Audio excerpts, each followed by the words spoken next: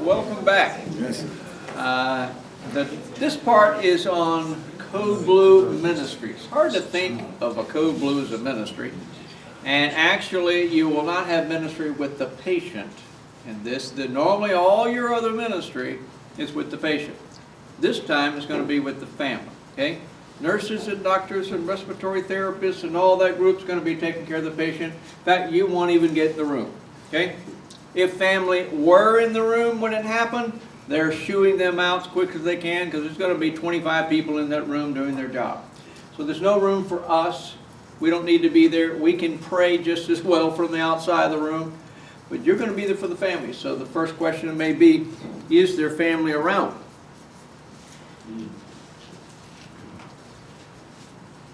Defining Code Blue is a cardiopulmonary arrest. Now the staff may not know exactly what happened and what it is yet. All they know is they walked into the room, the patient wasn't breathing, there wasn't a pulse, they look ashen, they look gray, they look blue, but something, all they're saying is we're just doing CPR. We don't really know definitively what happened yet, but they will call a Code Blue. Do you use the term rapid response? Yes. Yes. Okay. Do you use the term stroke alert? No. Okay, so they'll be calling maybe rapid response. Would you explain the difference between that? I have my definition to see if I'm right. Sure, recall or announce, what did you want to describe? Rapid response is something's not right. I'm not quite ready to call Code Blue, but I want to keep one from happening. Yeah. And I like to compare it to my son's football trainer. He said, if I'm out there on the field checking on your son, you don't have to come jumping over the fence. Yeah. But when you see me pat my head, that means I need somebody smarter than me out here. That's kind of the way I think of a rapid response. Yeah. I need somebody smarter than me. I need a friend or two in here to help me kind of think this through and keep this patient from coding. Good. And the families can call that. The families can ask for that. If they're sitting there I've heard that in time before we had the term rapid response, when a nurse thought there wasn't a pulse or thought there wasn't respirations and called a Code Blue, and then they came in and go, oh, silly, this respiration, they would kind of feel shamed. So now it's not like, so don't worry about getting shamed, let's take care of the patient. Phone a friend. Okay, yeah, phone a friend. So you as a minister or the family member can go, something's wrong here. You know, you need to call somebody. And they can have a team to come in and see if it's a possible Code Blue or cardiopulmonary arrest. You don't use the term stroke alert. Some hospitals do. Let's talk about what to do. You as the minister, as a volunteer chaplain, what do you do? And I'm underlining the word do, because most of us are fix-it people. Most of us are task-oriented. Most of us going, what do you want me to do? What do you want me to do? And I'm asking you to be, not to do. I'm not asking you to do a lot. I'm just asking you to show up. Okay? Now, what if right now your cell phone went off and a church member is calling you saying, can you get over here to this hospital right now?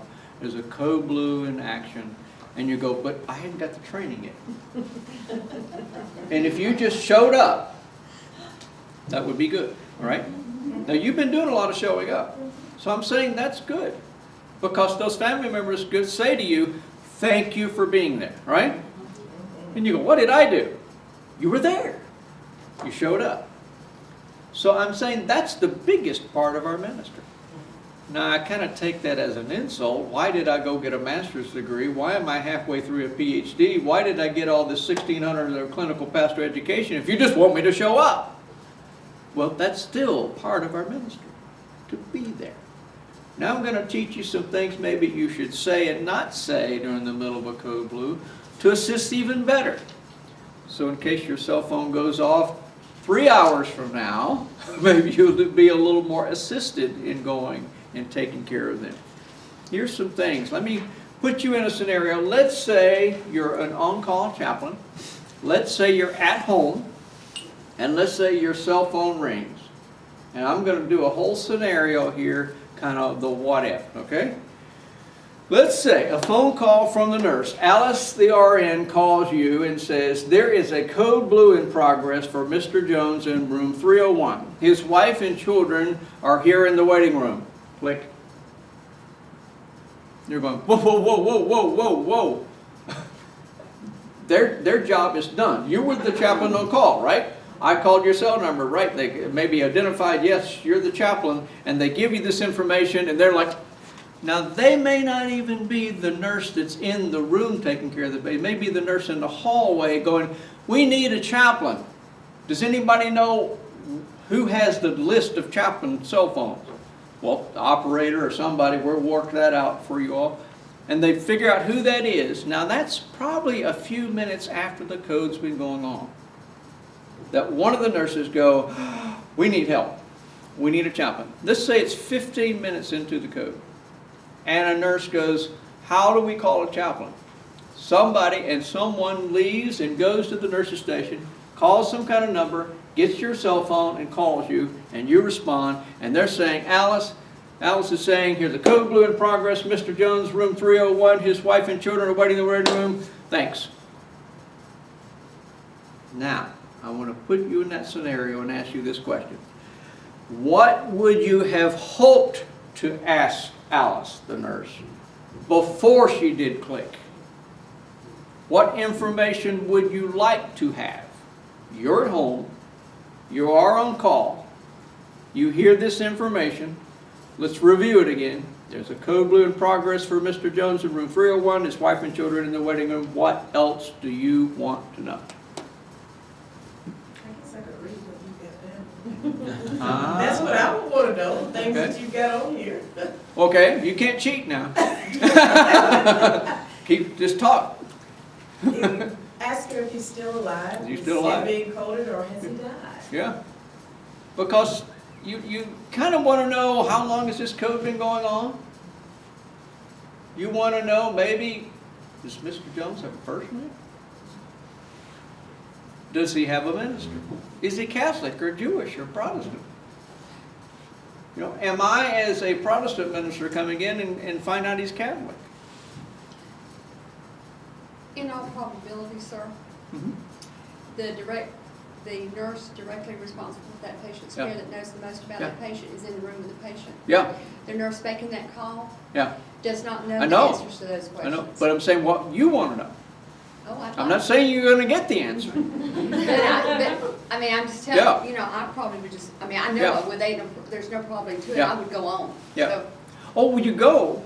But I'm saying, what do you need to know? You're a chaplain, you're a minister, and he's going, what am I going to get into? Okay? I'm not saying Alice has these answers. Okay? You'd like to know what the family knows is Yeah. coming out. Yeah. You know, you don't want to know. You may find out he's dead, and you don't want to walk in there with them thinking he's alive. Yeah. That's right. Because I've had my volunteer chaplain, about a month ago, my volunteer chaplain went into a situation like this. He was called in, he comes in there, he sits with the family, and he goes, let's pray for him. And the family looks at him like he has horns, like he's dead. Well, no one told him, nor did he ask. He just walked in thinking he was in the middle of a code blue going, well, let's pray for him. Okay? Well, he looked silly. But he needed to ask more questions. Okay? Maybe someone... You can always walk into the family and say, tell me what's going on with him. Yeah. And they may not know anything. So there's, it's kind of like I'm driving in and 15 minutes driving in, I'm going, oh, I forgot to ask this, forgot to ask this. They may not know.